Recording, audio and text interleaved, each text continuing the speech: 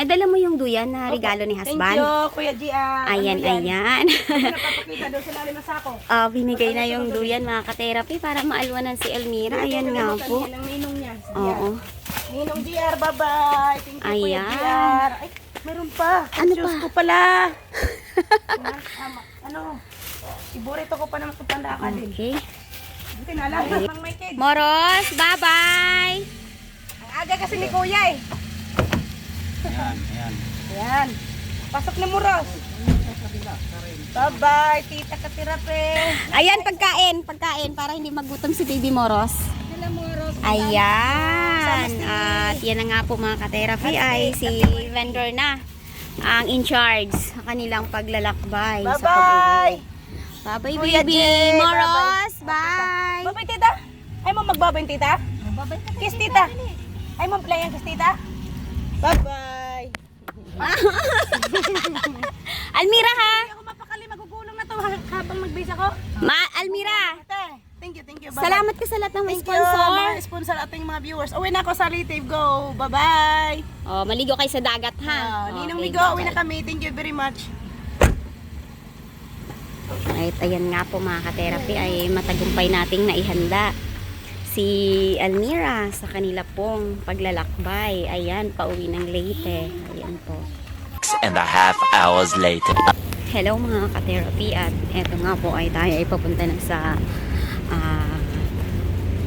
tayo ay nasa Batangas Pier at dito nga po ay sasakay na tayo patungong Abra de Ilog. Ayan, magandang araw sa ating lahat mga ka-therapy at si Almira nga po ay inasikaso muna natin na makaalis para mabigyan naman siya ng maayos na pag-uwi.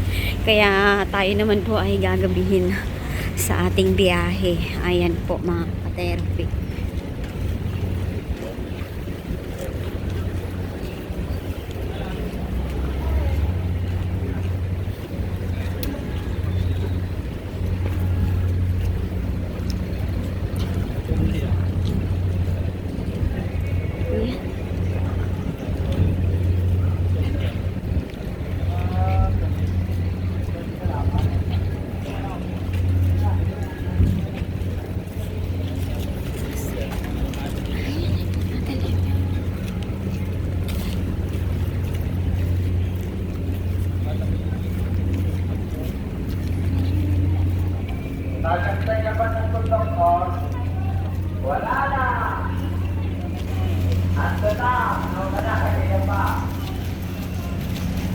The next morning. Hello mga ka-therapy at nandito na nga po tayo sa probinsya ng Mindoro at ngayon ay magluluto tayo ng sardinas na may papaya at malunggay. Ayan, at dito nga po tayo ay nakituloy muna tayo sa ating kapitbahay. Ayan, so ayun, napakaganda mga ka-therapy ng kanyang place. Puno-puno ng mga green plants. Ayan, at siya nga po ay umalis muna. Meron pa siyang everyday routine. Siya po ay business. Ayan. So, ayan. Ito ang kanyang mga nagagandahang halaman. Grabe talaga ito si Mami. Sa mga garden, talagang napakagaganda ang kanyang mga halaman. Ayan. Grabe talaga. Ayan.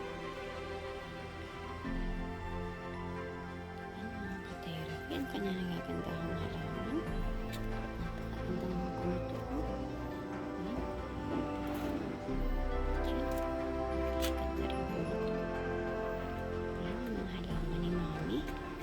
Ito po sa inyo ang mga nagagandahang garden niya. Ayan. Meron pa dito. Magaganda.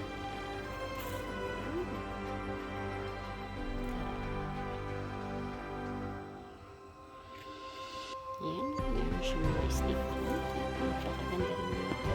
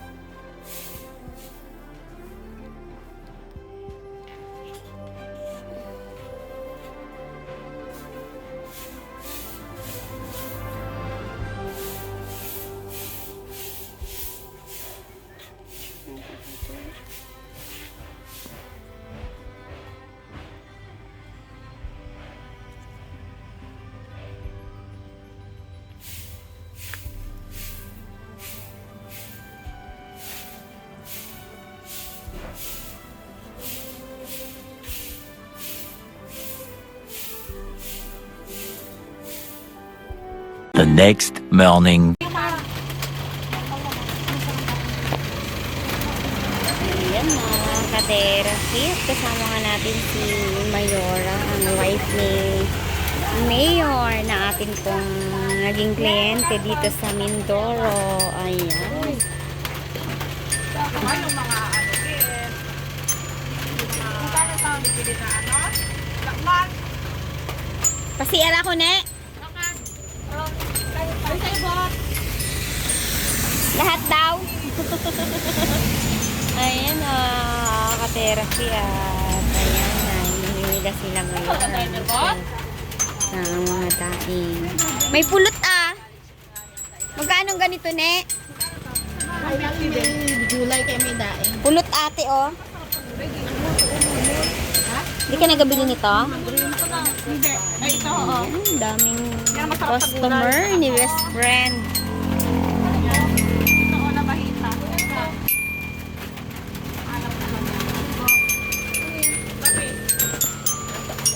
Ka-therapy at magandang araw po sa ating lahat. Tayo nga po ay nagkaroon ng pagkakataong makarating sa Colonia. Ayan, at dito nga po ang dalahan ng mga Colonia, di mo tama naman. Ayan. Ito po nasira ang pamilya namin.